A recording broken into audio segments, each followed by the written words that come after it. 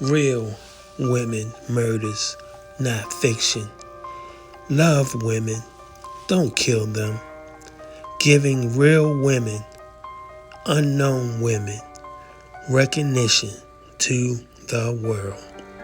Please support our channel and please subscribe.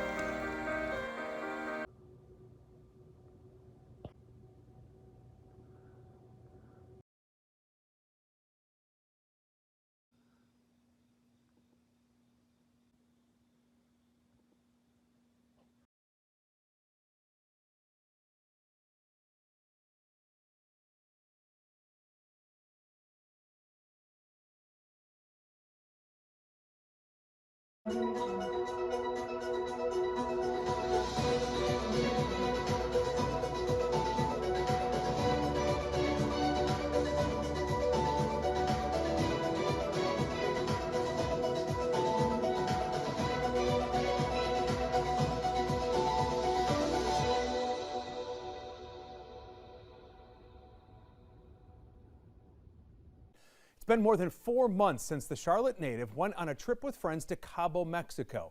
She didn't return home alive. Mexican authorities have ruled her death a femicide or murder. The FBI also investigating her death. But here we are 4 months later, still no arrests in this case, leaving many questions like how did this happen and who did it? Today, the attorney for Shanquella Robinson's family sent us a copy of a letter. The Robinson family and a national activist are now calling on President Biden and Secretary of State Antony Blinken to personally help to bring justice for Shanquella. The letter to the president also included a packet of Mexican police records that had not been released previously, and an autopsy. There's a copy of it for you right here. We went through it very carefully, and we found there are some key takeaways here for you to understand. First off, this was performed the day after Shanquella was killed. It shows Shanquella died from atlas and medullary dislocation. In simple terms, that's a broken neck and a severe spinal cord injury. The autopsy also found contusions or blunt force trauma to her front region or her head and parts of her pelvis as well. And there were also friction burns on her body. In early November, this video showing an alleged fight went viral on social media. Now, we don't know if she sustained those injuries described in the autopsy during this fight, but her family says this is Shanquella in the video. And the FBI in Charlotte tells WBTV they were also sent that video. Now, in the packet of documents they provide by the law firm representing Shanquella's family were those police reports. They interviewed someone who interacted with Shanquella and her friends while in Cabo. Here's our Brandon Hamilton's report. An employee at the resort Robinson was staying at describes providing assistance to the friends in Robinson inside their Cabo, Mexico villa. That unidentified male employee told investigators the group arrived on the night of October the 28th. He said he met Robinson around dinner time.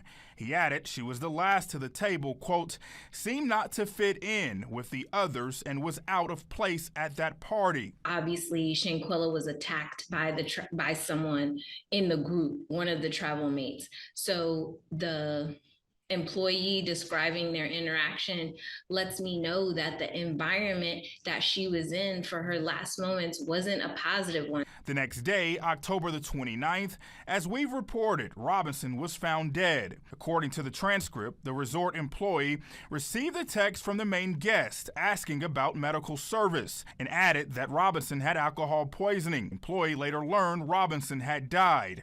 In the initial death certificate provided by her family, a spinal cord injury was listed as the cause of death. In the hours after her death, again, according to the transcript, the group requested a driver to go to dinner. They would never come back to the villa. After seeing this viral video, the employee in the transcript said, quote, I realized that practically the main guest had manipulated me with the information she provided of what happened to leave the country as soon as possible. And our Brandon Hamilton joins us here in studio with more on this. I know you've been following this story very, very closely, really more than anybody else reporting on this.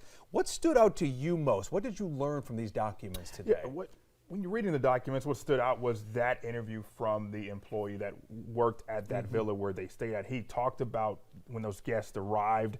He talked about when they got there, how Shanquella was. So from reading that, he said that she seemed like she didn't fit in. So that leads you to think what happened in those hours to make her standoffish, because you would think if you went on a trip with someone, with friends, to another right? country, yeah, you would also be happy and be more juvenile in your expressions of wanting to be there. So that stood out for me, just the fact that he says she didn't seem like she wanted to be there. Interesting. What is the Robinson family hoping the Biden administration can do at this point? Yep, so they've been calling on this diplomatic intervention, which essentially is terms of having the president or someone of top authority in our federal government get involved by saying and doing to speed up the investigation process. And by speeding that up, the attorneys, they've been saying this when they went to D.C. earlier this month, and also in the letter, they want either the United States government to either extradite that one person that Mexico has said is direct aggressor. They want that one person extradited back to Mexico, or to have the United States government take over the investigation and prosecute the person or persons in the U.S. And they want it done swiftly. But bottom line, though, the FBI really not saying a whole lot, just that they're investigating, Yep. right? All right, our Brandon Hamilton's been on top of this story. He will continue to do so. Brandon, thanks for stopping by. If you have our WBTV News app, you were the first to hear about these.